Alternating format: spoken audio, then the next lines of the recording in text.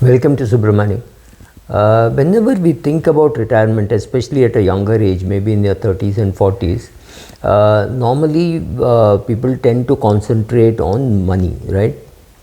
How much money do we need? How do we get there? How much do we need to save? What should be the investment vehicles, etc. Make no mistake, I'm not saying money is not important. Money is perhaps the most important thing as far as retirement is concerned. But when you retire or when you're ending your work life, you also have to remember that there are many other things also which you need to have along with money. You need to have sensible relationships. You should have something to look forward to. I mean, what are you going to retire to? You know what you're going to retire from. What are you going to retire to? That's also important. A lot of love from people. I mean, if you fall ill, some cure for it, right? All those things are also important. It is not just that money is important, but money is important. Make no mistake about that. That brings us to a very important thing, health. Is health important in retirement? Actually, it's very simple that if you don't have health, you really don't look forward to your retirement, because you have no clue what you will do. You will not be able to do many of the things that you plan to do. So for me, this is a very important saying that maybe you retire at 55, but that's your chronological age. Is your body that of a 45-year-old or that of a 65-year-old when you retire at 55? So are you retiring to a 45-year body, 55-year body, or 65-year body is completely up to you. And if you retire with a 65-year body, there may be not much activities that you can do post retirement. Then you're not really looking forward to retirement. Then it is a push retirement. The company is saying, we don't need you anymore, so go. Whereas if you have a 45-year body, maybe there are other hobbies that you want to do. Maybe you want to take part in drama, maybe you want to take part in some music or organizing drama and music, or some writing.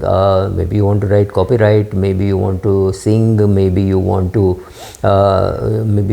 train, maybe you want to run, maybe you want to cycle, right? All those things, many of those things you may not be able to do unless you are hale and hearty to do it. I just put together something for somebody, so let me read from there. So my take is very simple. When you are younger and you are putting together your financial goals and maybe writing down your financial plan, make some fitness goals too. Because it's very common to hear somebody saying, oh, I'm perfectly all right, I have no BP or sugar or any problems. But although you're 45 or maybe you're 52, this is not an age when you say, oh, I don't have any problems. You could get them, or this is not enough. This is like a 45-year-old or a 50-year-old saying, oh, my life is good, I have no debt and I'm living paycheck to paycheck. That's good for a 30-year-old to say, maybe 25-year-old to say, 27-year-old to say. But at 50, you should have your retirement corpus in place. So what is the level of fitness do you want? Do you want to be able to run 5 kilometers in 25 minutes? Do you want to be able to run 10 kilometers in 60 minutes? Do you want to do 1x your weight in bench press? Do you want to do squats, maybe 80 squats at a time? Right? So set for yourself some fitness goals also, and some financial goals. Financial goals you will anyway do. Please also understand that fitness and health may not be perfectly in sync, depending on some sport for which you're preparing. Maybe you're preparing for some weightlifting and you want to be in that weight category. So you're trying to build muscle while not putting on too much weight. So you deprive yourself of water for 3-4 days before the weighing in happens, right? Deprived means live on very little water, right? You be careful about all those things. That does not make you fitter. That does not make you healthier. That is preparing for that weightlifting tournament. That's all you have done, right? So getting yourself to be fit, maybe you join a gym, maybe you go to the swimming pool, maybe you run, maybe you cycle, maybe you create groups of friends who cycling groups and running groups, right? Doing that activity, looking forward to meeting people, building that social circle. All this is important for your good retirement, right? Not just the benefit of getting by running, that of course you will get, but meeting younger people, same age, older people at all, right? When you're 45 years of age and you're creating a group like this, there will definitely be some 65-year-old and there will be many 25-year-olds. So you're meeting so many people across the generation, right? Maybe 2 generations or 3 generations, so that's useful. And honestly, I don't know whether I should really bring out the benefits of retirement. This is not a blog, or this is not a vlog saying, come do this, I will teach you how to be fit. No, I'm just trying to tell you that what are the benefits of fitness. So when maybe you're in your 40s or 50s and you're very busy, but please understand, when maybe you know it even from your own past experience, that exercise reduces stress, right? So if you establish for yourself a regular workout routine, it definitely reduces stress. Maybe you could make some changes in the routine, but going to the gym an hour a day or 1.5 hours a day is not impossible. You have to get up that half an hour earlier or that 1 hour earlier, right? If the gym is near your office, maybe you should have breakfast in office. Most offices today have decent showers, or gyms have decent showers. So maybe you are a member of a club where the shower is good. So okay, take your change of clothes. Anyway, you're traveling by car, so take a change of clothes. Go to the gym and then go to the office, right? You can do this. So when you do all this, it fits better into your retirement, right?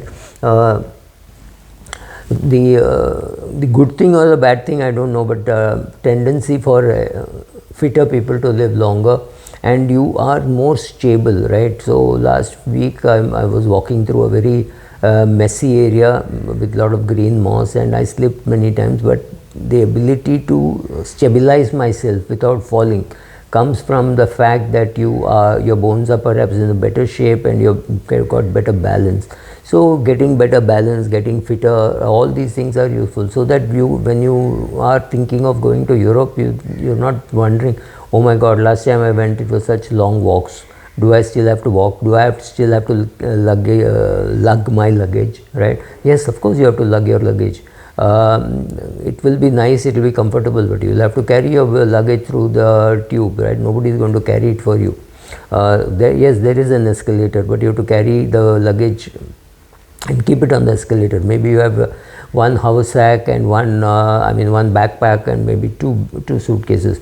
Beware, mugging is to be thought of, so you have to remain alert. Maybe 2 of you should go reasonably alert and reasonably fit. So the advantages, I'm not getting into too much into the advantages of being fit. That is, I think, fairly obvious. So if you retire at 55, you can look forward to another 35 years of retired life. So maybe you die at 90.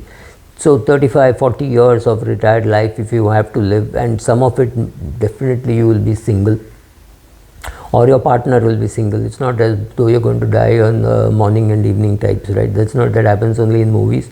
It happens very rarely, but it does happen. But you're not that is going to happen. So looking after yourself, maybe you're staying with some servant, or maybe you're staying in a senior citizen home. But looking after yourself, making sure that you don't fall, that your balance is perfect, that your spine is erect, for which you're able to walk a lot, right?